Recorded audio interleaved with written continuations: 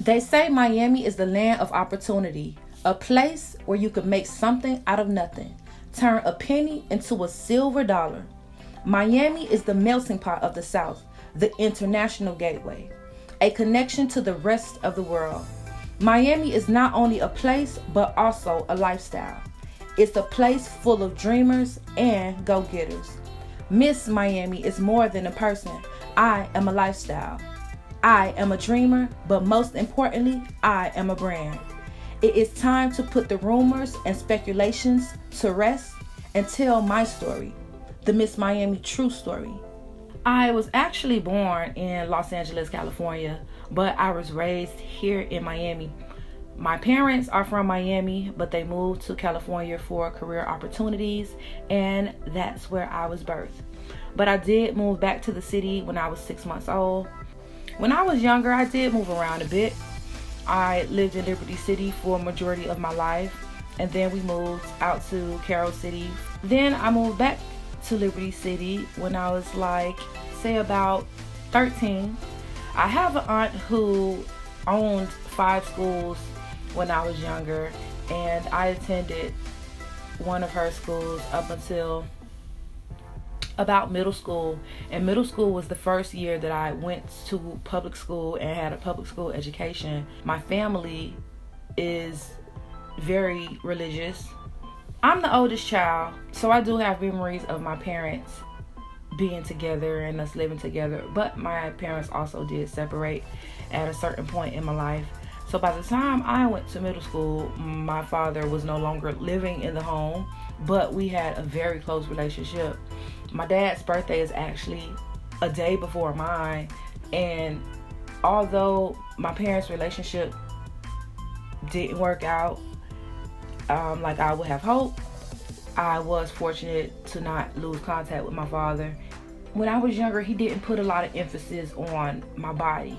I remember stories my mom would tell me when I was younger, and when people would compliment me about being pretty and being beautiful, being a little girl, my dad, asked them or told them to say, let her know that she's smart. So, to be honest, growing up, I never really had a lot of emphasis put on my body. I can't also lie, I was a late bloomer. So I didn't even develop breasts until I was about in high school, for real. So before I had these extreme curves, I wasn't a big breast woman, but I've had this same body shape. I've been small at the top and I've been bigger at the bottom. And I always say my thighs are huge. It's really been an insecurity for me. Even when I was younger, I really didn't wear shorts. I felt like, my legs were just so big. And being light skinned, it was really an insecurity.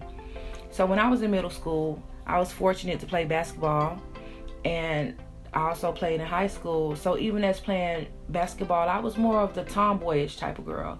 I wore heels to church, and I wore a dress to church, and I did what I was told. But on the outside, I didn't like to dress like a boy, but I did like to be comfortable.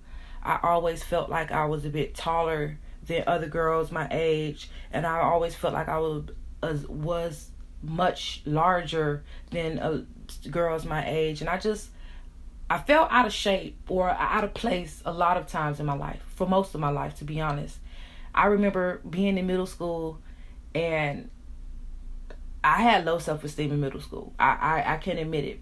And the person who helped me realize I had low self-esteem was my aunt. My aunt was a guidance counselor at the same school, and she had an event where she, brought in some fellow students, and she just asked questions about ourselves and what do we like about ourselves and what would we want to change about ourselves. And I could remember just saying things like, I like my hair, because at the time my hair was long, my real hair was long, and I could say, I like my clothes, my shirt I had on. It was all so materialistic and so vain in a way.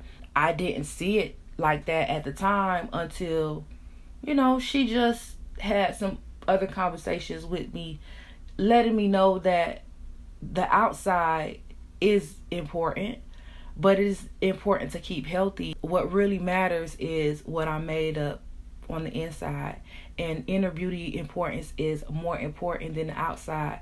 And she was really the first person that let me understand in middle school that looks can fade, looks can